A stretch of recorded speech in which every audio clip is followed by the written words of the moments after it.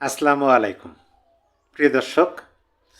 আসন্ন জাতীয় সংসদ নির্বাচনকে কেন্দ্র করে বাংলাদেশের যে রাজনৈতিক দলগুলো নির্বাচনে অংশগ্রহণ করতে যাচ্ছে তাদের নির্বাচনী প্রচারণায় যে বক্তব্যগুলো সেগুলো শুনলে আমরা একেবারে স্পষ্ট হতে পারি আওয়ামী লীগের ভোটার, আওয়ামী লীগের সমর্থকদের স্বার্থ রক্ষার জন্য শুধু একটা দল না, বাংলাদেশের প্রত্যেকটা দল যারা নির্বাচন করতেছেন তারা সবাই এই বিষয়টা খুব ভালোভাবেই হ্যান্ডেল করার চেষ্টা করতেছে।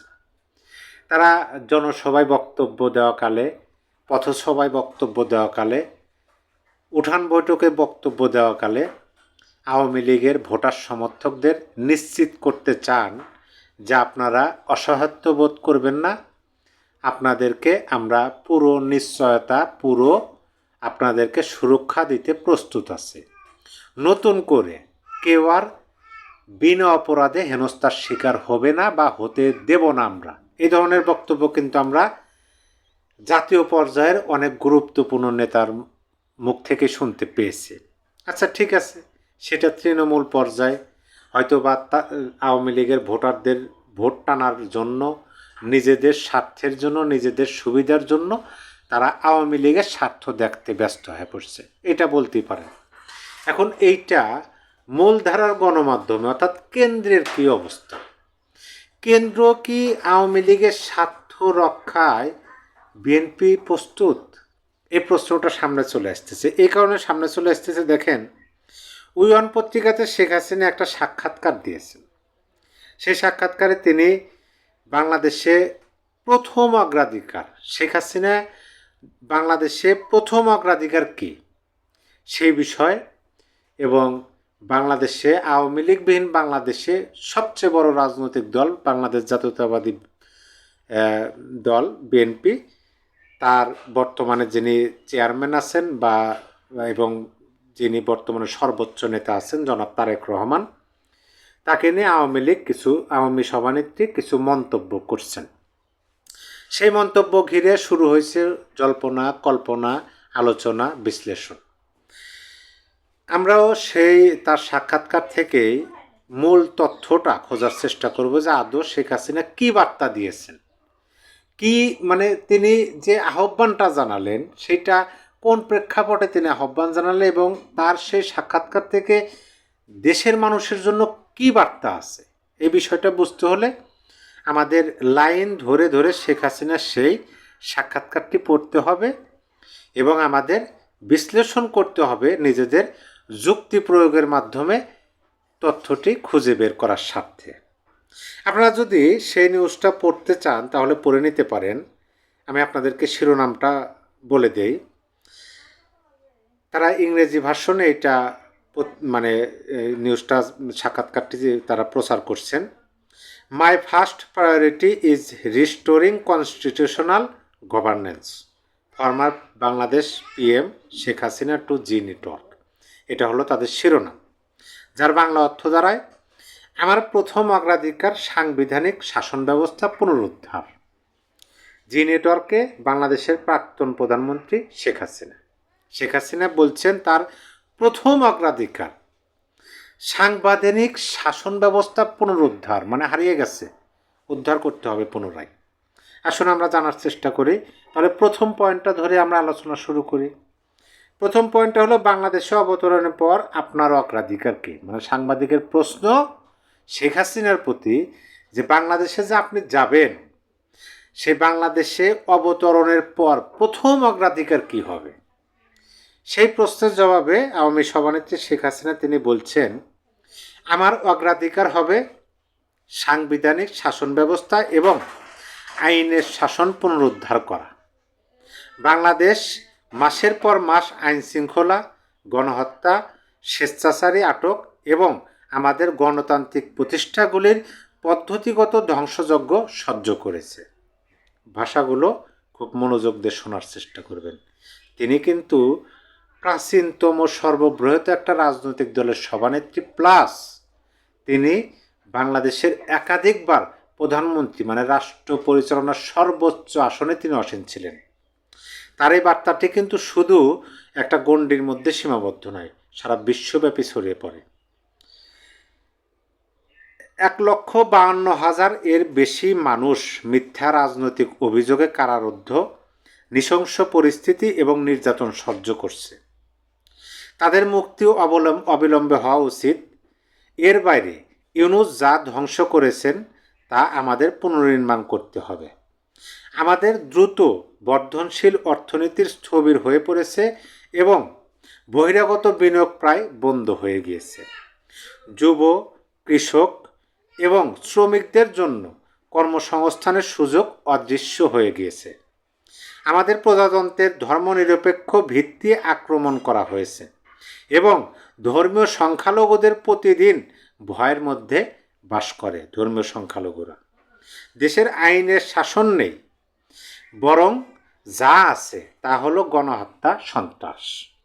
ইউনূস যে উগ্রপন্থী শক্তিগুলোকে ক্ষমতায়িত করেছিলেন, তাদের দ্বারা জীবনের সকল স্তরের মানুষ নির্যাতিত হচ্ছে।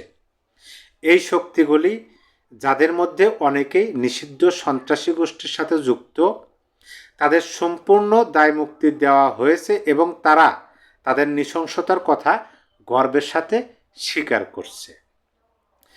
এই ক্ষতিগুলি নিরাময়, আত্মবিশ্বাস পুনরুদ্ধার এবং আমাদের দেশকে অগ্রগতির পথে ফিরিয়ে আনার জন্য বাংলাদেশের একটি গণতান্ত্রিক ম্যান্ডেট সহ সরকার প্রয়োজন।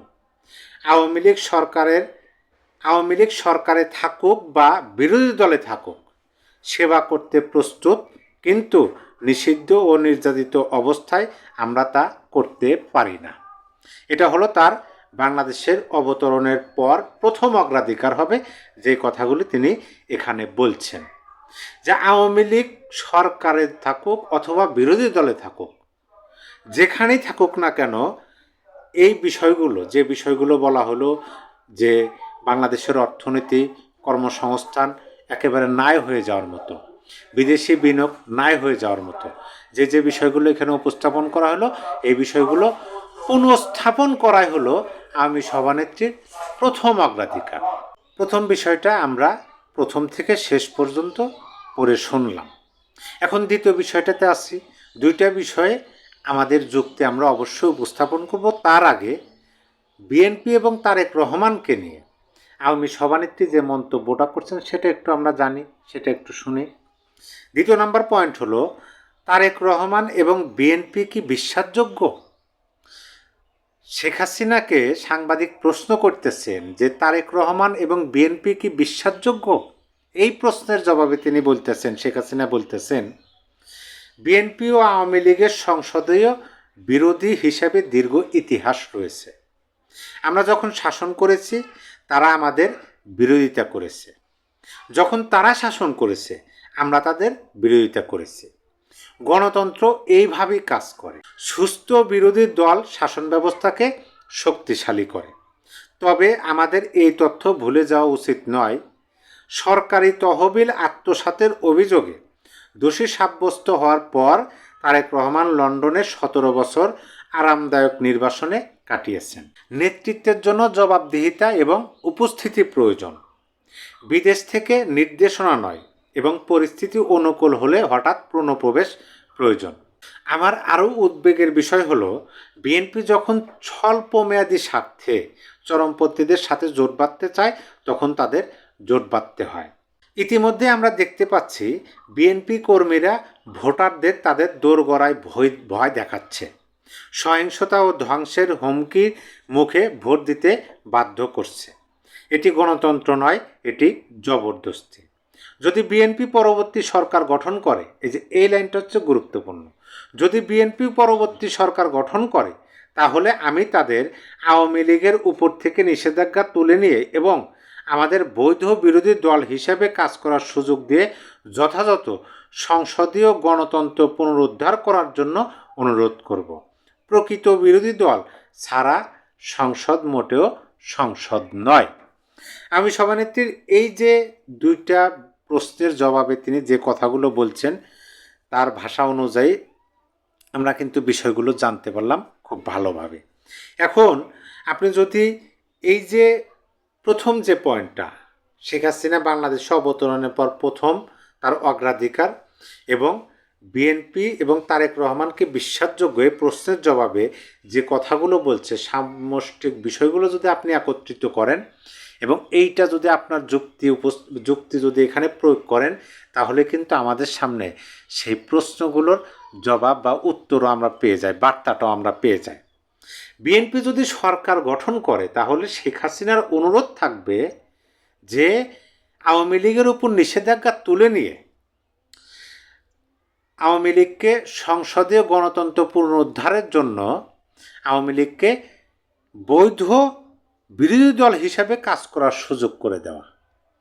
প্রিয় দর্শক, এটা বিশ্লেষণ করার কিছু নয়, আপনার যুক্তিটা শুধু আপনি উপস্থাপন করেন, তাহলে অবশ্যই আপনি আপনার এই প্রশ্নের জবাবগুলো পেয়ে যাবেন। আওয়ামী সভানেত্রী আদৌ কী উত্তর বা কী তথ্য দিতে চেয়েছেন? তাহলে কি সেই অতীতের মতো দুইটা বৃহৎ শক্তিকে আমরা একই চাওয়া, একই পাওয়া, একই আশা, একই আকাঙ্ক্ষায় রাজপথে রাজনৈতিক কর্মকাণ্ড সাংবিধানিকভাবে পালন করতে দেখব? আপনার মতামত অবশ্যই কমেন্ট বক্সে লিখে দিতে পারেন। সবাই ভালো থাকবেন। আল্লাহ হাফেজ।